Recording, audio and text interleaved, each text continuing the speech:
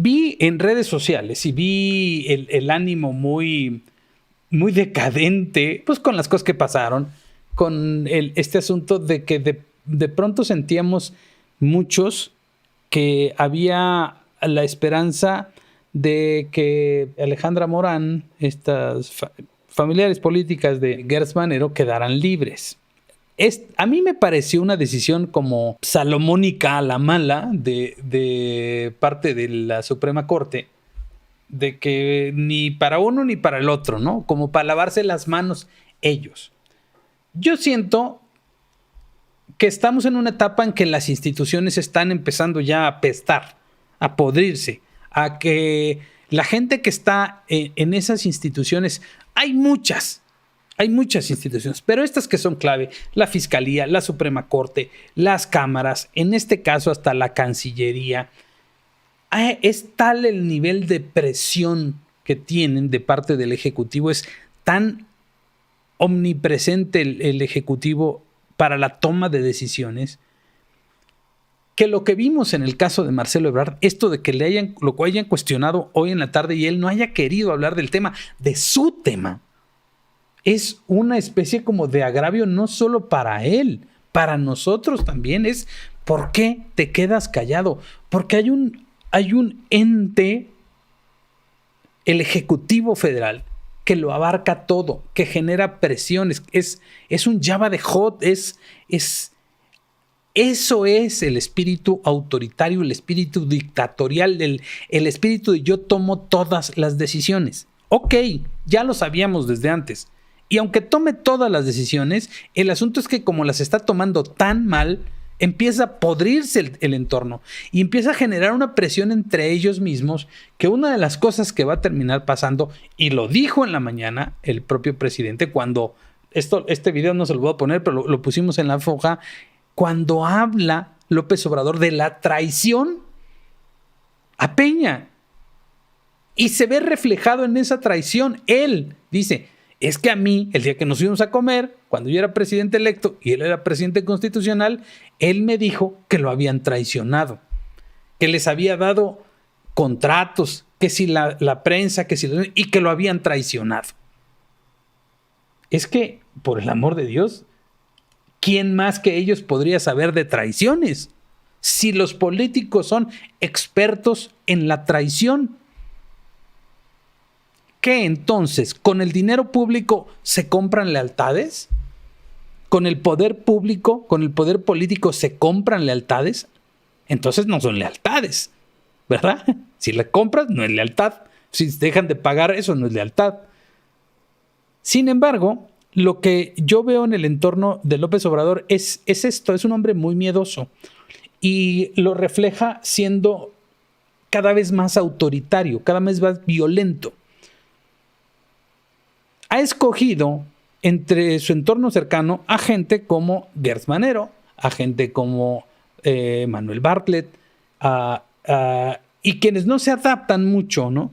Quienes son menos autoritarios que él en su trato, que son más conciliadores, más negociadores, más adaptables a las circunstancias, como es el caso de Olga Sánchez Cordero, como es el caso de Marcelo Ebrard, como es el caso de Adán Augusto o el propio presidente de la Corte, que ahí no se debería meter porque en estricta teoría ellos no son sus subalternos. Los que no son sus subalternos es Gertz Manero y Saldívar. Pero aquí ya no importa, ¿no? Que si son autónomos y que son otro poder, les vale madres. O sea, aquí él es un poder, para él, el poder es monárquico y lo tiene que abarcar todo, lo tiene que llenar todo. Entonces, en la medida en que se expande, va aplastando no solo los intereses personales de esas personas, sino el Estado de Derecho. A las propias instituciones las va arrinconando. ¿Qué pasa cuando se topa con un INE que es profundamente sólido y consistente? Hagan de cuenta que esa estructura es de concreto. No permite que se expanda más allá. Pero estas estructuras que los propios titulares de esos organismos, de esas entidades, como la Suprema Corte, como la Cancillería, se doblan ante el poder del presidente, Entonces se van carcomiendo y se van deteriorando. El INE no se ha deteriorado. El INE sigue firme, bajo ataque y lo que quieran, pero sus paredes de concreto democrático siguen firmes y sus cimientos siguen profundamente firmes. Y claro que lleva una andanada de ataques y de agresiones, pero es muy sólido. Quinta Palacios, muchas gracias por tu patrocinio. Es muy, muy sólida. A diferencia, vemos las diferencias.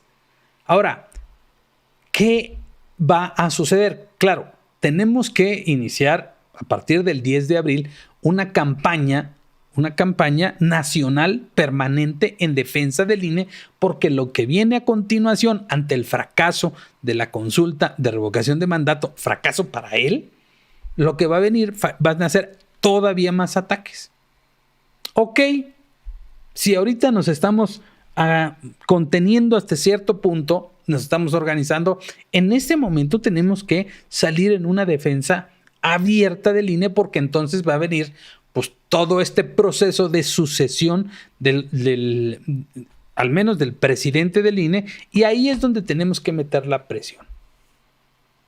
La presión no solo al presidente de la República, a las cámaras, a cómo se va a elegir, sobre todo la Cámara de Diputados, cómo van a elegir a los candidatos a suceder al presidente del Consejo del INE. Y luego ir pensando también cómo vamos a reestructurar. Hoy no hay Comisión de Derechos Humanos, hoy no hay Fiscalía General de la República, hoy no podemos contar con la Suprema Corte porque parece que los ministros están al mejor postor. Hoy no hay gabinete. El secretario de todo es López Obrador. ¿Cómo vamos a recuperar el valor de las instituciones en lo sucesivo?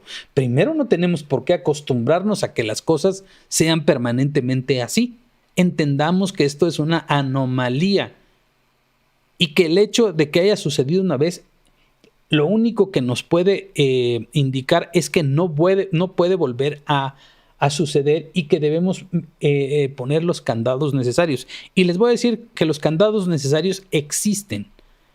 El grave error que cometió el electorado mexicano fue haberle dado al presidente de la República no solo una mayoría del 53% en las urnas, sino 2/3 partes en el Congreso en sus primeros 3 años, que fueron suficientes para ponerle una chinga al país, para desaparecer programas y servicios que eran importantísimos para millones de mexicanos, sobre todo para los más jodidos. Y otra que deterioró la calidad de la democracia, las libertades, la participación. Se metió a la consulta popular, se metió a la revocación de mandato. Es decir, estos espacios que por cierto decoro algunos presidentes anteriores habían respetado, al menos para simular, para mantener una buena relación, este güey no le interesa nada de eso. Después de lo que vimos con el Parlamento Europeo, es capaz de cualquier cosa. No me queda la menor duda, cualquier cosa. Pero también me queda claro que es vulnerable, que es altamente vulnerable a muchas cosas, porque esto tiene costos y lo vamos a ver en el proceso de revocación de mandato. Se los he dicho con todo respeto a la gente que va a ir a votar para que el presidente se vaya, su voto va a terminar siendo, por lógica, ya está medido en encuestas, va a ser minoritario, pero no importa, si quieren ir, vayan, hombre, no hay problema.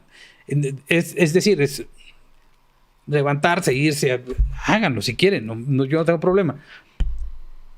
Lo importante en realidad va a ser medir con todo y acarreos, con todo y ejército, gobernadores, programas sociales, servidores de la nación, hasta el narco, les decía yo, cuánto es capaz, de qué tamaño es su poder todavía. Eso es lo que nos interesa saber y nos lo va a decir, y él ya lo está midiendo. Por eso está enfocando sus baterías contra el INE. Por eso es importantísimo que tomemos conciencia de ello. de cómo respaldar la mejor manera al INE. Ayer sacó un video Lorenzo Córdoba en donde pues, dice con todas sus letras, es decir, no estábamos preparados en este país. Ahora sí que se les dijo desde 2016, 2015, que López Obrador, llegando al gobierno, iba a traicionar a todo mundo.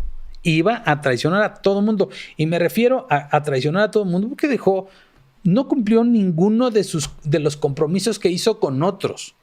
Los únicos compromisos que ha cumplido, entre comillas, es los que hizo consigo mismo. Quiero un pinche tren, quiero un aeropuerto pedorro, quiero una refinería para refinar. ¿Qué madre si ya ni hay? Porque quiero demostrar que yo soy todopoderoso. Quiero tronarle los dedos, quiero ejercer el poder. Pero hasta para ejercer el poder hay que tener inteligencia y este güey ni siquiera para eso le ha alcanzado. ¿Por qué? Porque hasta como líder autoritario está fracasado. A estas alturas del partido ya debería tener el control de todo y se le fue de las manos. Lo primero que debió haber hecho, a ver, piénsenlo de esta manera. Si ustedes estuvieran jugando un juego tipo Monopoly, ¿no? A ver, apropiate de lo más que puedas cuando puedas.